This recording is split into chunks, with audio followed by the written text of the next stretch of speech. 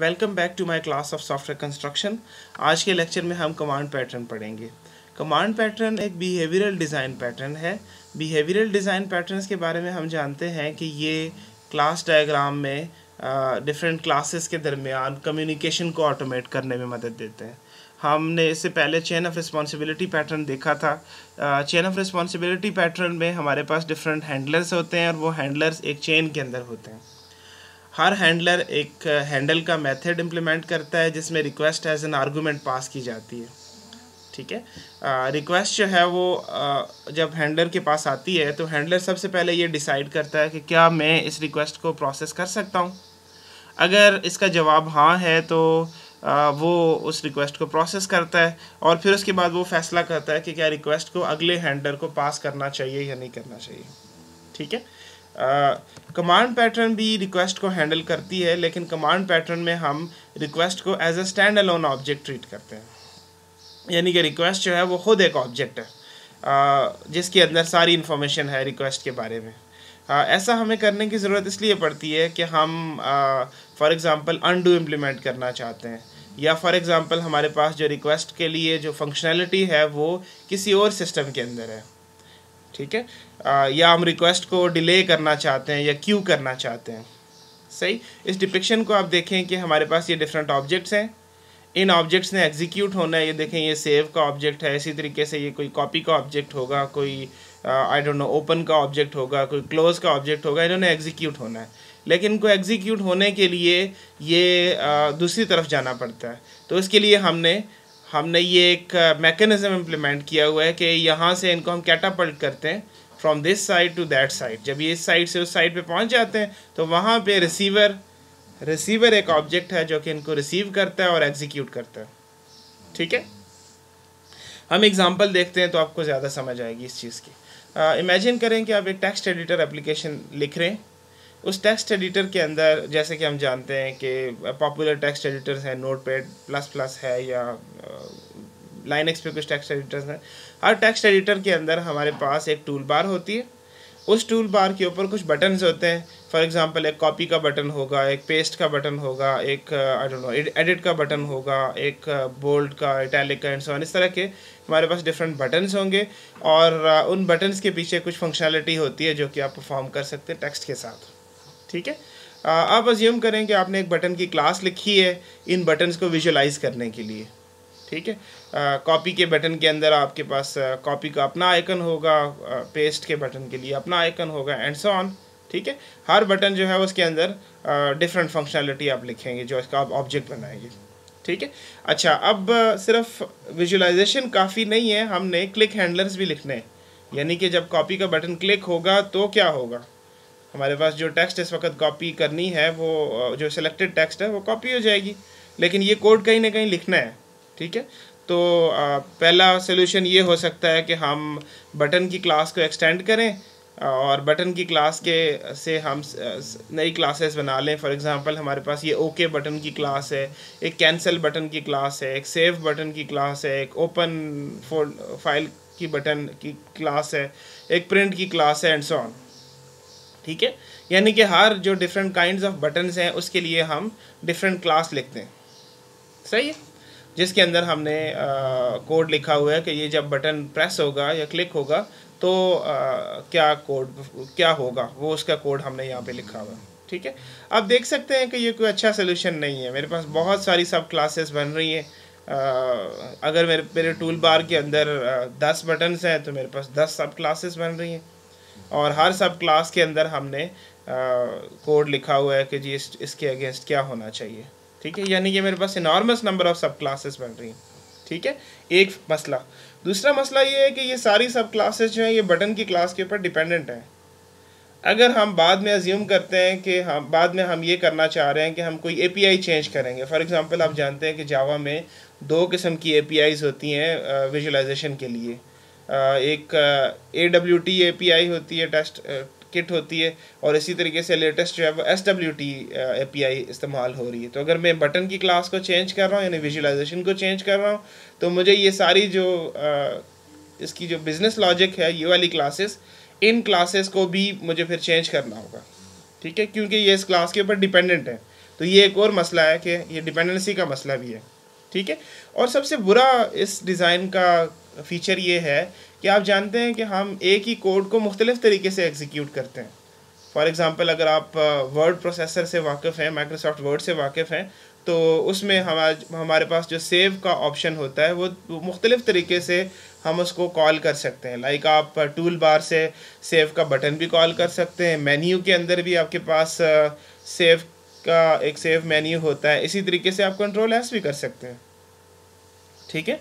तो इस डिज़ाइन में हमें तीन मुख्तलिफ़ क्लासेस, हमारे पास ये वाला कोड तीन मुख्तलिफ़ जगहों पे लिखा होगा। सेव का जब हम मेन्यू से कॉल करेंगे तो हमारे पास कोई और क्लास होगी जो उसको हैंडल कर रही होगी। इसी तरीके से जब हम टूल बार से कॉल करेंगे, टूल बार का बटन प्रेस करने से, तो फिर हमारे पास कोई और क्लास उसको हैंडल कर रही होगी, और शॉर्टकट के लिए कोई और क्लास हैंडल कर रही होगी। यानी कि अगर मेरे पास 10 फंक्शनलिटीज़ हैं और हर फंक्शनलिटी को मैं 3 तरीके से कॉल कर सकता हूँ, तो अननेसेसरी मेरे पास 30 क्लासेस बन रही हैं, 30 क्लासेस बन रही हैं, which is not a good solution, ठीक है। तो ट्रेडिशनली हम सॉफ्टवेयर इंजीनियरिंग में एक प्रिंसिपल लिखते हैं, इस्तेमाल करते हैं, जिसका नाम सेपरेशन ऑफ कंसर्न्स होता है। सेपरेशन ऑफ कंसर्न्स का ये मतलब है कि हमारे पास जो डिफरेंट काइंड्स ऑफ फंक्शनलिटी है वो डिफरेंट जगहों पे रखी जानी चाहिए, लेयर्स हमें बनानी चाहिए। लाइक इस लास्ट एग्जांपल में आपने देखा कि हमारे पास 2 लेयर्स इन्वॉल्व हैं। एक हमारे पास UI लेयर है, यानी कि वो फंक्शनलिटी है जो कि हम यूज़र इंटरफेस को विजुलाइज करने के लिए इस्तेमाल कर रहे हैं। और दूसरी किस्म की फंक्शनलिटी हमारे पास बिजनेस लॉजिक है, यानी कि वो कोड है जो कि बटन प्रेस होने के अगेंस्ट कॉल होगा। तो सेपरेशन ऑफ कंसर्न्स का प्रिंसिपल ये कहता है कि हमें UI और बिजनेस लॉजिक की अलग-अलग लेयर बनानी चाहिए। यानी कि UI के लिए जो फंक्शनलिटी है उसके लिए अलग क्लासेस हमारे पास होने चाहिए, बटन की क्लास होनी चाहिए, एक मेन्यू आइटम की क्लास और एक शॉर्टकट की क्लास। और जो बिजनेस लॉजिक है वो डिफरेंट तरीके से इम्प्लीमेंटेड होनी चाहिए, कहीं और इम्प्लीमेंटेड होनी चाहिए। तो उसका ये फ़ायदा होगा कि फॉर एग्ज़ाम्पल आपने सेव करना है, ये रिकॉर्ड सेव करना है, अपडेट का रिकॉर्ड है, ये अपडेट का मेथड है, कहीं आप सेव करने के लिए इस्तेमाल कर रहे हैं, तो आप उसको बटन से सेव करें, आप उसको मेन्यू से सेव करें, या आप शॉर्टकट से सेव करें, पीछे मेथड कॉल एक ही जनरेट होगी, अपडेट की मेथड कॉल जनरेट होगी और उसके अंदर कुछ पैरामीटर्स जाएंगे। अब यहाँ पे पीछे कोई एक क्लास होगी, ओनली वन क्लास होगी बिजनेस लॉजिक की, जो कि इन सब को हैंडल कर सकती है, ठीक है। तो हमारे पास एक UI लेयर है जो कि इधर लेफ्ट साइड पे नज़र आ रही है आपको। UI लेयर का ये मकसद है कि उसने व्यू को रेंडर करना है, यानी कि बटन जो है वो कैसा नज़र आना चाहिए, उसके ऊपर क्या आइकन होनी चाहिए, आई डोंट नो, उसको जो लेफ़्ट अलाइंड होना चाहिए कि राइट अलाइंड होना चाहिए, और उसकी कलर स्कीम क्या होनी चाहिए, इसका ये काम है, UI लेयर का ये काम है। फिर दूसरा काम उसका ये है कि उसने इनपुट कैप्चर करनी है, यानी कि जब बटन क्लिक होता है तो वो मोमेंट उसने कैप्चर करना है और उस मोमेंट पे उसने कोई कॉल जनरेट करनी है। और तीसरा काम इस UI लेयर का ये है कि जब ये कॉल रिटर्न करेगी तो इसका कोई रिज़ल्ट आएगा, वो रिज़ल्ट उसने शो करना है, ठीक है। आपने देखा होगा कि अक्सर जो वर्ड प्रोसेसर्स होते हैं उनमें जब तक आपका जो टेक्स्ट है वो सेव नहीं होता तो एक स्टैटिक नज़र आ रहा होता है ऊपर। इक्लिप्स में भी आपने देखा होगा कि आपकी जो क्लास होती है उस क्लास के नाम के साथ स्टैटिक लगा हुआ होता है, तो जैसे ही आप सेव कर लेते हैं तो वो स्टैटिक हट जाता है। यानी कि जब ये वापस आएगा, ये सेव का मेथड या ये अपडेट का मेथड ये रिटर्न करेगा वापस, तो उस वक्त हम अगेन फिर हम UI का काम है कि उसने आउटपुट शो करनी है। तो इस केस में आउटपुट ये है कि वो स्टैटिक का बटन हट जाएगा, ठीक है। और जो बिजनेस लॉजिक वाली क्लासेस हैं, इस तरफ वाली ये लेयर है, इस लेयर का ये काम है कि इसका यूज़र इंटरफेस के साथ कोई ताल्लुक़ नहीं है एज सच कि यूज़र इंटरफेस कैसा नज़र आना चाहिए और उसके ऊपर कलर स्कीम क्या होनी चाहिए या नहीं। इसका काम सिर्फ इतना है कि इसने कोई प्रोसेसिंग का काम करना है। लाइक आपने फॉर एग्ज़ाम्पल आप अगर एक सैटेलाइट के लिए काम कर रहे हैं तो वो ट्रेजेक्ट्री टू द मून जो है वो फॉर एग्ज़ाम्पल ये बिज़नेस लॉजिक इम्प्लीमेंट करेगा, या कोई एनुअल रिपोर्ट जनरेट करनी है तो वो बिज़नेस लॉजिक इम्प्लीमेंट करेगा, ठीक है, सही। तो हमने सबसे पहला काम तो ये करना है कि हम यूज़र इंटरफेस वाली क्लासेस को अलग करेंगे और बिज़नेस लॉजिक वाली क्लासेस को अलग करेंगे, ये हमारी एग्जांपल में, ठीक है। तो हमारे पास 3 क्लासेस बन जाएंगी, एक बटन की क्लास है, उसके एक हमारे पास मेन्यू की क्लास है और एक हमारे पास शॉर्टकट की क्लास है, ठीक है जी। और इस तरफ हमारे पास डिफरेंट क्लासेस होंगी जो कि डिफरेंट काइंड्स ऑफ बटन्स के अगेंस्ट जो फंक्शनलिटी हमने लिखनी है, जो बिजनेस लॉजिक लिखनी है, वो इधर लिखी हुई होगी। लेकिन हमारा मसला आप देख सकते हैं अभी भी सॉल्व नहीं हुआ। मैंने आपको कहा था कि 10 फंक्शनलिटीज़ के लिए हमारे पास 30 क्लासेस बन रही थी। तो अभी इस सोल्यूशन में 10 फंक्शनलिटीज़ के लिए 10 ही क्लासेस बन रही हैं अभी भी, ठीक है। तो इसको हम मज़ीद बेहतर कर सकते हैं इस सोल्यूशन को by introducing another class here in between, ठीक है। आप देख रहे हैं इस डिज़ाइन में हमारे पास हर क्लास जो है वो एक मेथड कॉल इंट्रोड्यूस कर रही है, एक मेथड कॉल जो है वो जनरेट कर रही है। अपडेट का मेथड है, कहीं उस अपडेट के मेथड को ये कॉल कर रही है, बटन की क्लास भी, मेन्यू की क्लास भी और शॉर्टकट की क्लास भी। लेकिन हम बजाय अगर इस अपडेट का मेथड कॉल करने के इधर दरमियान में एक ऑब्जेक्ट बना लें जिसका नाम सेव कमांड है, तो अब UI जो है वो बिजनेस लॉजिक के ऊपर डिपेंडेंट नहीं है। हमें ये फ़ायदा हुआ, यानी कि UI जो है वो इसको पता करने की ज़रूरत नहीं है कि बिजनेस लॉजिक में कौन सी क्लास है जिसका अपडेट का मेथड कॉल कर रहा है। नहीं, UI की क्लास जो है वो सिर्फ सेव कमांड का ऑब्जेक्ट बनाएगी। अब सेव कमांड का ऑब्जेक्ट जो है वो जानता है कि बिजनेस लॉजिक में कहाँ पे सेव की फंक्शनलिटी इम्प्लीमेंटेड है, ठीक है। तो इस डिज़ाइन में हम ये कर रहे हैं कि हम UI जो है वो डायरेक्टली रिक्वेस्ट सेंड नहीं कर रहा बिजनेस लॉजिक में, ठीक है।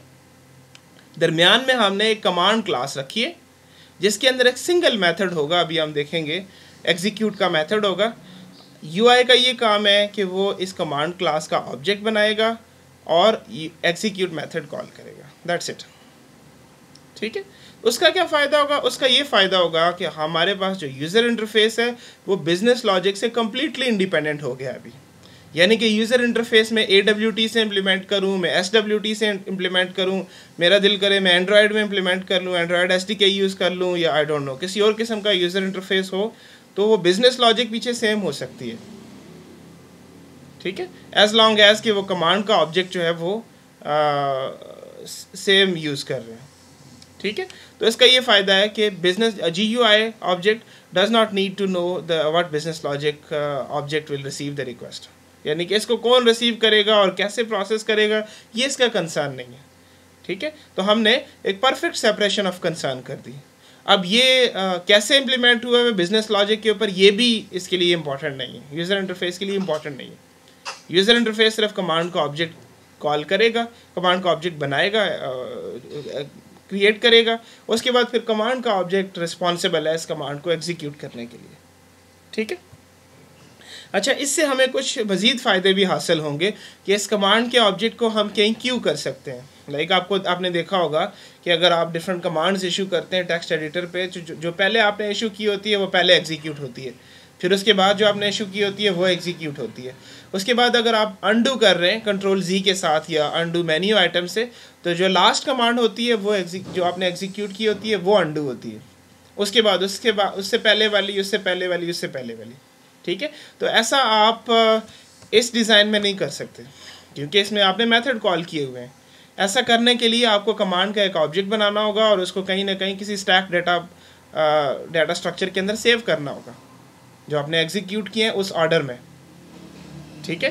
तो यानी कि अनडू इम्प्लीमेंट करने के लिए हमें हमेशा ये इसी तरीके से कमांड पैटर्न इम्प्लीमेंट करना होगा, सही। इसके अलावा ये भी हो सकता है कि आप इस कमांड को कहीं पे क्यू करें, आपके पास डिफरेंट काइंड्स ऑफ क्लाइंट्स हों जहाँ से आपके पास कमांड्स आ रही हैं और आप चाह रहे हो कि जी कमांड्स को हम कहीं पे क्यू में रखें कि जी जो पहले आई है उसको पहले एग्जीक्यूट करना है, जो बाद में आई है उसको बाद में एग्जीक्यूट करना है, ठीक है। तो इस तरह के हमें एडिशनल फ़ायदे भी इससे हासिल हो रहे हैं। अभी हम थोड़ी देर में इसके बारे में मज़ीद डिस्कस करते हैं, ठीक है जी। ये कमांड की जो मेन क्रक्स है वो आप रियल लाइफ में भी देखते हैं। फॉर एग्जांपल अगर आप किसी रेस्टोरेंट में जाते हैं तो आप एक ऑर्डर प्लेस करते हैं, वो ऑर्डर जो है वो एक शीट के ऊपर लिखा जाता है और उसके बाद वो शीट जो है वो शेफ़ के पास छोड़ देता है, ये जो आपका जो साहब आपसे ऑर्डर लेते हैं वो, ठीक है। अब शेफ़ जो है उनके पास डिफरेंट काइंड्स ऑफ शीट्स होती हैं, आप देख सकते हैं 3 शीट्स पहले से पड़ी है, ये चौथी शीट आ गई है, ठीक है। तो इनके पास एक क्यू लगी हुई है, सही, जिसके अंदर जो पहला ऑर्डर आया है वो पहले एग्जीक्यूट होगा, उसके बाद सही। अब वो क्या करेंगे, वो इससे इंडिपेंडेंट है कि क्लाइंट ने ऑर्डर किस तरह से दिया है, क्लाइंट से ये कैसे पूछना है कि ऑर्डर कैसे देना है या कैश कैसे लेना है या आई डोंट नो पेमेंट कैसे लेनी है, वो इस शेफ़ इससे इंडिपेंडेंट है, ये इनका काम नहीं है, ठीक है, उनके पास एक शीट के ऊपर लिखा हुआ ऑर्डर आता है जिसको उन्होंने प्रोसेस करना है, और उसके बाद जब वो प्रोसेस कर चुकेंगे तो जो आउटपुट आएगी वो आउटपुट फिर अगेन एक और लेयर जो है वो रिस्पॉन्सिबल है उस आउटपुट को अगेन प्रेजेंट करने के लिए। ठीक है, तो इस तरह का मतलब ये अगेन ये कमांड पैटर्न की ही मेथडोलॉजी आप देख रहे होते हैं जो कि आप रियल लाइफ में देख रहे होते हैं। ओके, ये स्ट्रक्चर है क्लास कमांड पैटर्न का। कमांड पैटर्न में जो मेन चीज़ है वो ये कमांड इंटरफेस है। कमांड इंटरफेस के अंदर हमारे पास एग्जीक्यूट का मेथड होता है, सही। अच्छा, इस इंटरफेस को different kinds of commands implement करती हैं। लाइक ये कमांड 1 है, इसने इसको इम्प्लीमेंट किया है, तो एग्जीक्यूट के लिए इसको कुछ पैरामीटर्स चाहिए, वो पैरामीटर्स भी ये डिक्लेयर करेगा और वो अपने कंस्ट्रक्टर के अंदर रिसीव करेगा। एक दूसरी काइंड ऑफ कमांड है, उसको कोई और पैरामीटर्स चाहिए तो वो उनको डिक्लेयर करेगा और वो एक्सपेक्ट करेगा। ठीक है, अच्छा, इस कमांड के इंटरफेस का ऑब्जेक्ट बनाना जो है, ये जिस क्लास का काम होता है उस क्लास का नाम इन्वोकर होता है।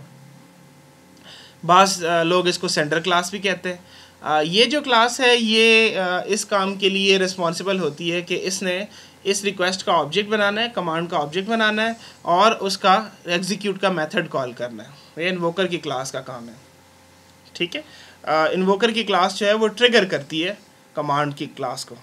ठीक है, मैंने कंक्रीट कमांड्स की बात कर ली। मेरे पास डिफरेंट काइंड्स ऑफ कमांड्स हो सकती हैं। हर कमांड के अपने पैरामीटर्स होंगे, लेकिन हर कमांड के अंदर एग्जीक्यूट का मेथड होगा क्योंकि वो कमांड इंटरफेस से इम्प्लीमेंट कर रहे हैं। ठीक है, अच्छा, अब इस एग्जीक्यूट के मेथड के अंदर कोई फंक्शनलिटी नहीं होगी, यानी कि डायरेक्टली कमांड कोई फंक्शनलिटी परफॉर्म नहीं करेगा। कमांड जो है वो एग्जीक्यूट के मेथड के अंदर एक और क्लास का मेथड कॉल करेगा, उस क्लास को रिसीवर क्लास कहते हैं।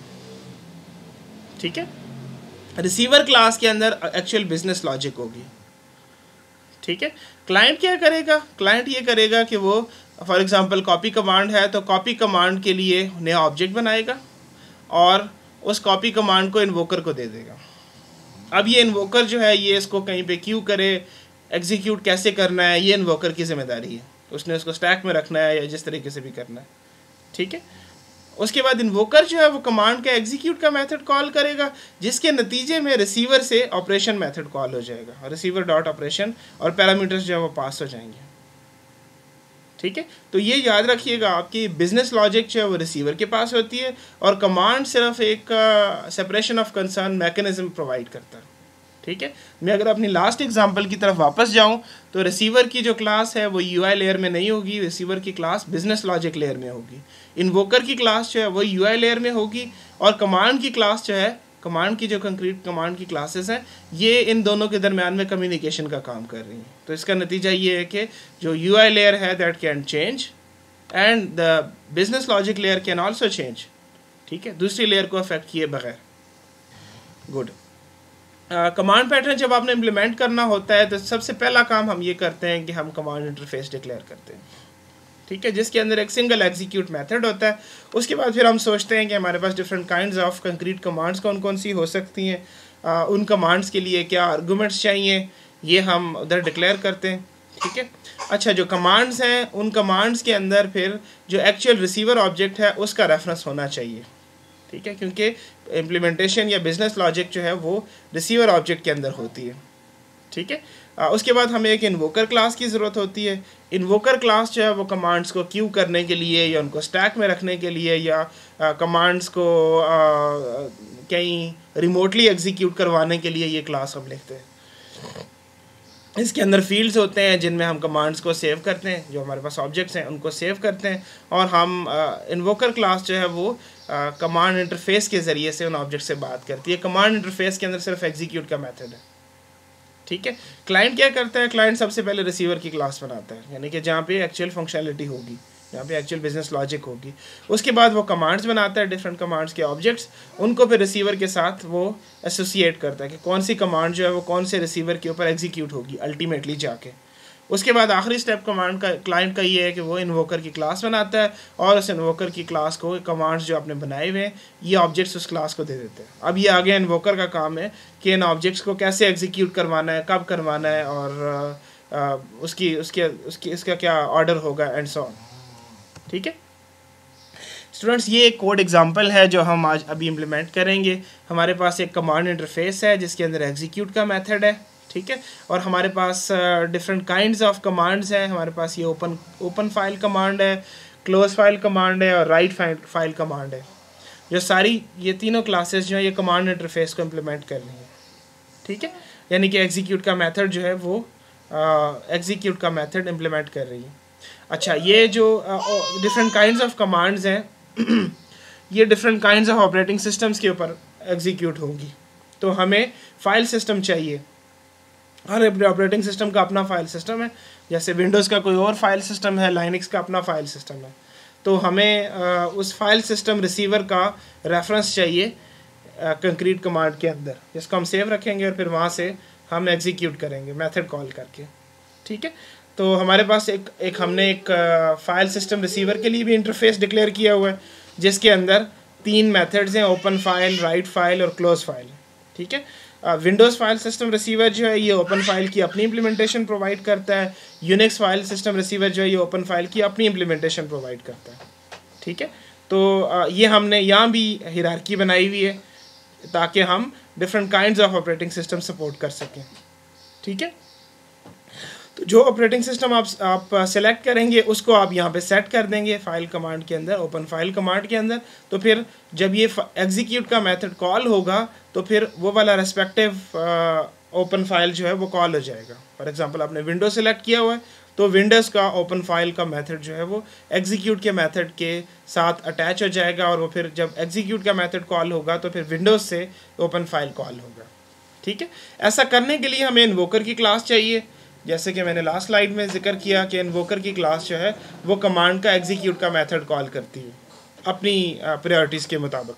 तो उसके लिए हम एक इन्वोकर की क्लास लिखेंगे जिसके अंदर different kinds of different classes, different commands के ऑब्जेक्ट्स जो हैं वो स्टोर किए जाएंगे, ठीक है। वो ऑब्जेक्ट्स जो हैं वो आप इन्वोकर की क्लास के अंदर आप पैरामीटर में पास करेंगे। अभी हम एक ही ऑब्जेक्ट रख रहे हैं तो आपके पास हम उसको पैरामीटर के अंदर पास करेंगे जो ऑब्जेक्ट आपने स्टोर करना है इसके अंदर। फिर उसके बाद आप क्लाइंट जो है वो एग्जीक्यूट कॉल करेगा इन्वोकर का। हमारे केस में ये एग्जीक्यूट कोई और भी कॉल कर सकता है। तो जब ये कॉल होगा तो उसके नतीजे में एक डोमिनो इफेक्ट है, इन्वोकर का एग्जीक्यूट कॉल होगा तो उससे कमांड का एग्जीक्यूट कॉल होगा, कमांड के एग्जीक्यूट से फिर वो रेस्पेक्टिव मेथड कॉल होगा जो कि आपने इस एग्जीक्यूट के साथ अटैच किया हुआ है, ठीक है।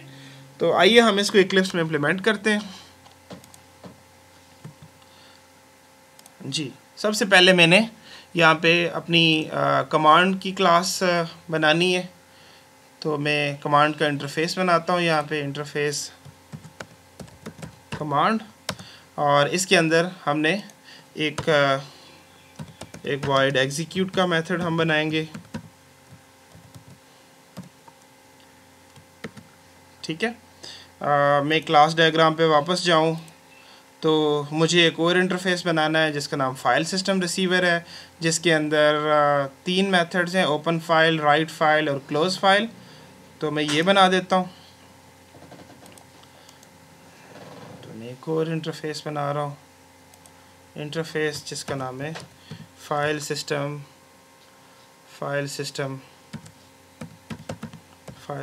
रिसीवर। इसके अंदर void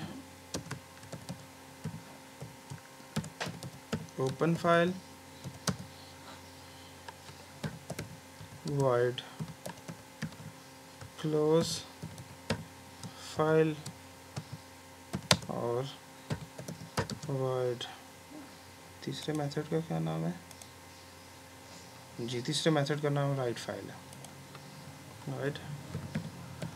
राइट फाइल। गुड। अच्छा, अब मेरे पास डिफरेंट काइंड्स ऑफ कमांड्स हैं। राइट फाइल कमांड है, ओपन फाइल कमांड है और क्लोज फाइल कमांड है। इसमें से मैं अब सबसे पहले ओपन फाइल कमांड इम्प्लीमेंट करता हूँ। नई क्लास है open file command.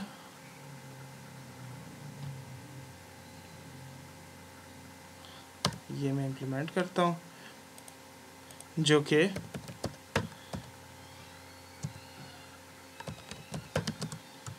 Command interface को इम्प्लीमेंट कर रही है। ठीक है जी, तो हमें उसके लिए एग्जीक्यूट का मेथड चाहिए, एग्जीक्यूट के मेथड को हमने इम्प्लीमेंट करना है। ठीक है जी, मैं क्लास डायग्राम पे वापस जाता हूँ। तो हमें फाइल सिस्टम का ऑब्जेक्ट चाहिए ओपन फाइल कमांड के अंदर। ठीक है, तो मैं सबसे पहले यहाँ पे कंस्ट्रक्टर लिखता हूँ, open file open file command जी, मैं इसको पब्लिक करना चाहिए। कंस्ट्रक्टर है जो कि एक फाइल सिस्टम रिसीवर का ऑब्जेक्ट, फाइल सिस्टम रिसीवर का ऑब्जेक्ट जो है वो रिसीव करेगा।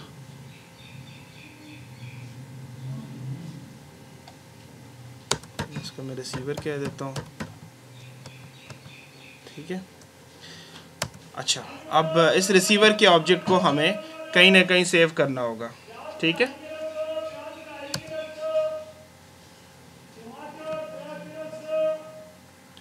तो उसके लिए मुझे एक फील्ड चाहिए।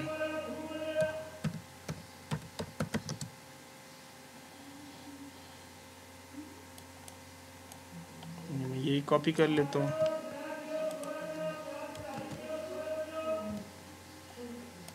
ठीक है, तो जब मेरा कंस्ट्रक्टर कॉल होगा तो मैं रिसीवर के अंदर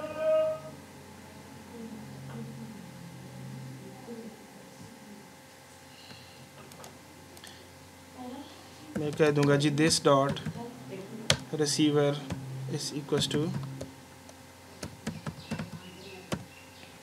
रिसीवर। ठीक हो गया जी। अच्छा, और एग्जीक्यूट में हम क्या करेंगे, हम रिसीवर का एग्जीक्यूट का मेथड हम कॉल कर लेंगे, रिसीवर का हम रिस्पेक्टिव मेथड कॉल कर लेंगे। अब ये ओपन फाइल कमांड है तो इसके लिए कौन सा मेथड कॉल होगा, इसके लिए receiver dot open file method call होगा। ठीक है जी। अच्छा, मेरी क्लास डायग्राम में अगर वापस दोबारा देखूं तो क्लास डायग्राम में मेरे पास different kinds of file system receivers हैं। विंडोज़ फाइल सिस्टम रिसीवर है और यूनिक्स फाइल सिस्टम रिसीवर है। तो मैं विंडोज़ फाइल सिस्टम रिसीवर की क्लास लिखता हूँ, new class Windows file system receiver.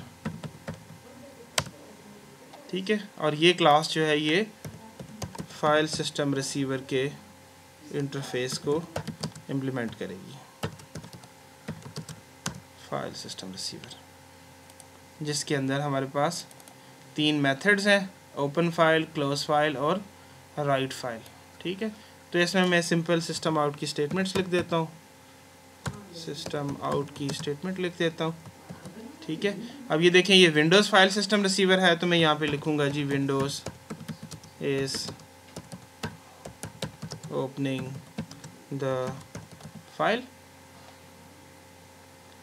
ठीक है, और इसको मैं कॉपी कर लेता हूँ। अभी ये क्लोज है तो क्लोज के अगेंस्ट हम क्लोजिंग लिखेंगे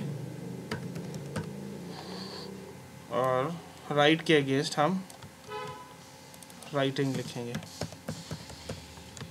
ठीक है, अब देखें मैं तो सिंपल एक सिस्टम आउट की स्टेटमेंट्स प्रिंट कर रहा हूँ ना, लेकिन अब इसके लिए अगर आप रियल इम्प्लीमेंटेशन करेंगे तो आपको यहाँ पे आर्गूमेंट्स चाहिए होंगे।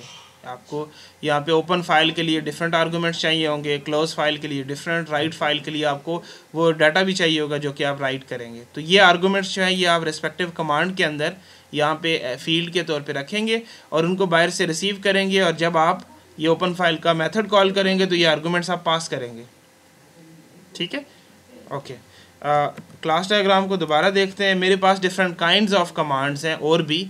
ओपन फाइल मैंने लिखी, राइट फाइल कमांड भी है और क्लोज फाइल कमांड भी है। इसी तरीके से मैंने विंडोज़ फाइल सिस्टम रिसीवर लिखा, आपके पास यूनिक्स फाइल सिस्टम रिसीवर भी है।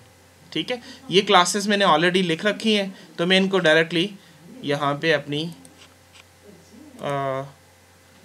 पैकेज के अंदर ले आता हूँ। ठीक है, ओपन फाइल कमांड मेरे पास एग्जिस्ट करती है, तो मैं राइट फाइल कमांड जो है वो अपने पैकेज के अंदर ले आता हूँ। इसी तरीके से मेरे पास एक क्लोज फाइल कमांड भी होगी, बिल्कुल ये है, तो इसको भी मैं ले आता हूँ अपने पास। ठीक है, विंडोज़ फाइल सिस्टम रिसीवर मैंने खुद लिखा है, यूनिक्स फाइल सिस्टम रिसीवर मैंने पहले से लिखा हुआ, वो भी मैं ले आता हूँ। ठीक है, अच्छा, अब मैं एक डेमो की क्लास लिखूँगा, डेमो की क्लास जिसके अंदर मैं आप देखें सबसे पहले फ़ाइल सिस्टम रिसीवर का ऑब्जेक्ट बनाऊँगा, यानी कि वो क्लास जिसमें हमारे पास बिज़नेस लॉजिक मौजूद है। तो वो for example Windows file system receiver है, उसका मैंने ऑब्जेक्ट बनाया। उसके बाद फिर मैंने ओपन फाइल जो मैंने कमांड लिखी थी, जो कंक्रीट कमांड है, उसका मैंने ऑब्जेक्ट बनाया और उसको फिर फाइल सिस्टम रिसीवर चाहिए जहाँ से उसने एग्जीक्यूट के अगेंस्ट फंक्शनलिटी एग्जीक्यूट करनी है। ठीक है जी, उसके बाद मैं इन्वोकर की क्लास बनाऊँगा। हाँ, मैं इन्वोकर की क्लास बनाना भूल गया। इन्वोकर की क्लास जो है वो ये है, आप देखें इन्वोकर की क्लास के अंदर हमने कमांड का एक ऑब्जेक्ट जो है वो रखा हुआ है। इसको भी मैं इधर नीचे ले आता हूँ। इन्वोकर की क्लास के अंदर कमांड का ऑब्जेक्ट मैंने रखा हुआ है। कमांड, चूँकि अभी इस वक्त मैं एक ही कमांड के साथ काम कर रहा हूँ, तो वो एक ही ऑब्जेक्ट जो है वो कंस्ट्रक्टर के अंदर पास हो जाएगा। लेकिन ऐसा हो सकता है कि यहाँ पे अपने एक डाटा स्ट्रक्चर इंप्लीमेंट किया हुआ है, स्टैक डाटा स्ट्रक्चर है फॉर एग्जांपल। तो जैसे ही आप यहाँ पे सेट कमांड का मेथड रखते हैं, तो सेट कमांड से जैसे ही कमांड सेट होगी तो वो स्टैक डाटा स्ट्रक्चर के अंदर आ जाएगी, सेव हो जाएगी। ठीक है, वो कंक्रीट कमांड्स आपके पास स्टैक हो जाएंगी। फिर उसके बाद कहीं ना कहीं आपके पास इन्वोकर का एग्जीक्यूट कॉल होगा। इन्वोकर फैसला करेगा कि मैंने अब कमांड को, फलानी कमांड को एग्जीक्यूट करना है। फॉर एग्जांपल स्टैक में जो top of the list command है वो एग्जीक्यूट होगी। ठीक है, तो उसके लिए एग्जीक्यूट का मेथड है। मेरे सिंपल डेमो के अंदर ये एग्जीक्यूट का मेथड क्लाइंट ही कॉल कर रहा है, लेकिन ऐसा हो सकता है कि ये एग्जीक्यूट का मेथड किसी और तरीके से कॉल हो रहा हो। तो अगर आपने अनडू इम्प्लीमेंट करना है तो इन्वोकर आपकी क्लास है जहाँ पे आपने कमांड को स्टोर करना है और फिर इन्वोकर से पता चलेगा कि लास्ट कमांड कौन सी एग्जीक्यूट हुई है। ठीक है, डेमो में मैंने इन्वोकर का ऑब्जेक्ट बनाया है और उसको मैंने कमांड पास कर दी है। ठीक है जी, यहाँ पे मैं इन्वोकर का एग्जीक्यूट खुद कॉल कर रहा हूँ, क्लाइंट खुद कॉल कर रहा है। ठीक है जी, तो जब आप यहाँ से एग्जीक्यूट कॉल करते हैं तो जैसे मैं कह रहा था एक डोमिनो इफेक्ट होगा। यहाँ इस एग्जीक्यूट से कमांड का एग्जीक्यूट कॉल होगा और कमांड के एग्जीक्यूट से फिर रिस्पेक्टिव मेथड कॉल होगा जो कि ओपन मेथड है। ठीक है, ये नीचे कुछ फर्दर है स्टेटमेंट्स हैं जिसमें मैं लाइनक्स का फाइल सिस्टम रिसीवर, यूनिक्स का फाइल सिस्टम रिसीवर भी यूज़ कर सकता हूँ और फिर उसके लिए मैं डिफरेंट कमांड्स एग्जीक्यूट करवा सकता हूँ। ठीक है जी, तो ये ओपन फाइल कमांड के लिए एग्जीक्यूट है। फिर राइट फाइल कमांड है विंडोज़ के ऊपर ही, तो आपको राइट फाइल कमांड दोबारा बनानी होगी और उसको रिसीवर को देना होगा और रिसीवर का अगेंस्ट आपको इन्वोकर को देना होगा और इन्वोकर का एग्जीक्यूट दोबारा कॉल करना होगा। तो अब राइट फाइल कमांड एग्जीक्यूट होगी एंड सो ऑन। फिर आप एक नया रिसीवर अगर आप सेट करेंगे तो अब इसके बाद अब जब आप इन्वोकर कॉल करेंगे एग्जीक्यूट, तो अब यूनिक्स से एग्जीक्यूट हुआ करेगा। ठीक है, तो मैं इसको चलाता हूँ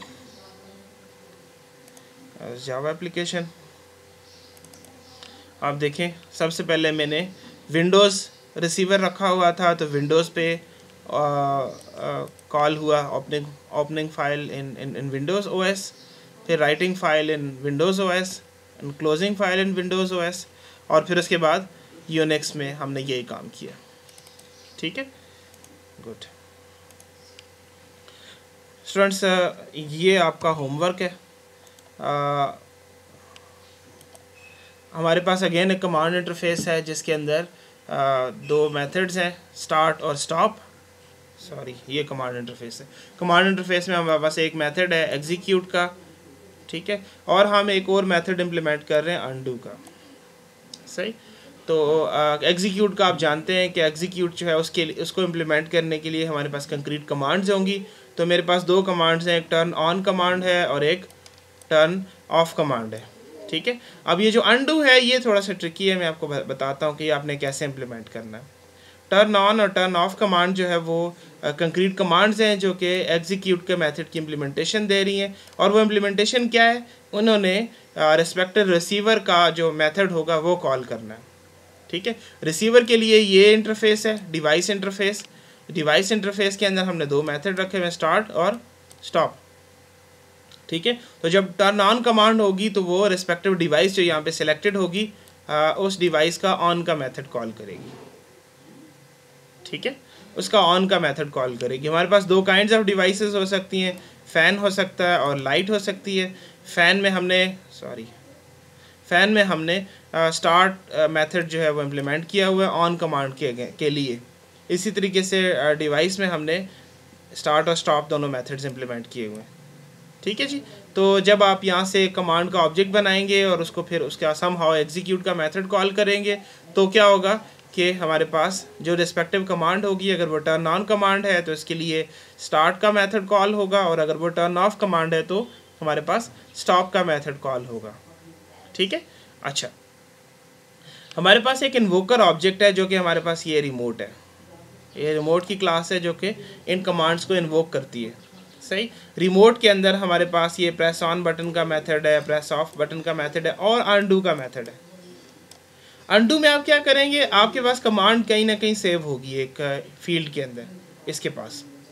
तो आप क्या करेंगे जी, आप कमांड का अनडू कॉल करेंगे, उस कमांड को उठाएंगे, लास्ट कमांड को, जो लास्ट कमांड एग्जीक्यूट हुई है उसको उठाएंगे और आप उसका अनडू कॉल करेंगे। अनडू भी उसी तरीके से काम करेगा। यहाँ से आपने अनडू कॉल किया तो ये कमांड का जो आपने अनडू इम्प्लीमेंट किया हुआ है, यहाँ से फिर हम, अगर ये ऑन कमांड थी तो ऑफ स्टॉप जो है ये चल जाएगा। ये ऑन कमांड थी तो इसके लिए आप स्टॉप कॉल कर लेंगे, मतलब ऑन का अनडू जो है वो ऑफ है तो वो स्टार्ट इधर इम्प्लीमेंटेड है, स्टार्ट के अगेंस्ट आप स्टॉप एग्जीक्यूट करेंगे। इसी तरीके से अगर वो स्टॉप था तो उसके लिए फिर अनडू जो है वो स्टार्ट होगा। ठीक है। तो ये आपकी डेमो का कोड है। आप सबसे पहले लाइट का ऑब्जेक्ट बनाएंगे जो कि रिसीवर है, ये रिसीवर ऑब्जेक्ट है। उसके बाद आपने रिमोट की क्लास बनाई। अब रिमोट जो है ये इन्वोकर है, ये इन्वोकर है, ये इन्वोकर है। उसके बाद आपने इन्वोकर का आपने प्रेस किया, प्रेस ऑन बटन या प्रेस ऑफ बटन। ठीक है। इसके अगेंस्ट आपने ये फंक्शनलिटी जो है वो command object banana and so on, ये आपने इन्वोकर के अंदर खुद इन्वोकर के अंदर ही रख दिया।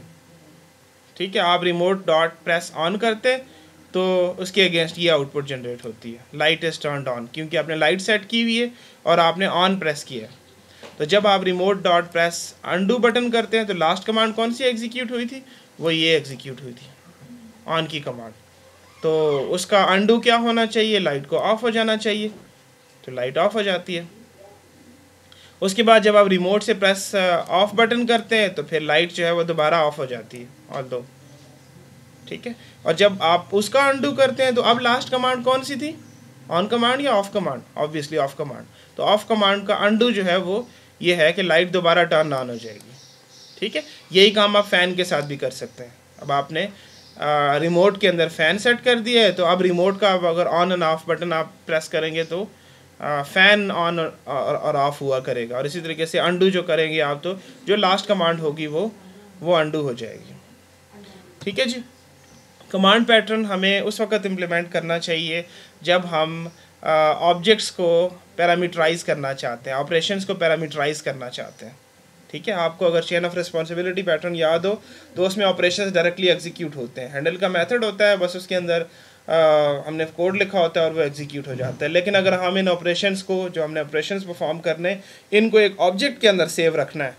और ऐसा हम क्यों करेंगे, ऐसा हम इसलिए करेंगे कि हम उन ऑब्जेक्ट्स को क्यों कर सकते हैं। देखिए, मेथड एग्जीक्यूशन आपके कंट्रोल में नहीं होती। आपने मेथड कॉल कर दिया, अब उसके बाद वो एग्जीक्यूट होगा और फिर वो वैल्यूज़ रिटर्न करेगा। लेकिन हम चाहते हैं कि हम मेथड्स को क्यों कर लें, तो उसके लिए हमें उन मेथड्स को ऑब्जेक्ट्स में कन्वर्ट करना होगा ताकि हम उनकी एग्जीक्यूशन को स्केड्यूल कर सकें, अपने टाइम और टाइम के हिसाब से हम उसको एग्जीक्यूट कर सकें। इसी तरीके से हम मेथड्स को अगर रिमोटली एग्जीक्यूट करना चाहते हैं, यानी कि हमारे पास मोबाइल के ऊपर कमांड्स जनरेट हो रही हैं और वो सर्वर के ऊपर एग्जीक्यूट हो रही हैं, तो उसके लिए भी हमें कमांड ऑब्जेक्ट्स बनाने पड़ेंगे। ठीक है। और अगेन एक और यूज़ केस ये है कि हम रिवर्सिबल ऑपरेशंस भी इम्प्लीमेंट कर सकते हैं यूजिंग द कमांड पैटर्न, जैसे कि अभी हमने होमवर्क में देखा। ठीक है जी। Thank you very much.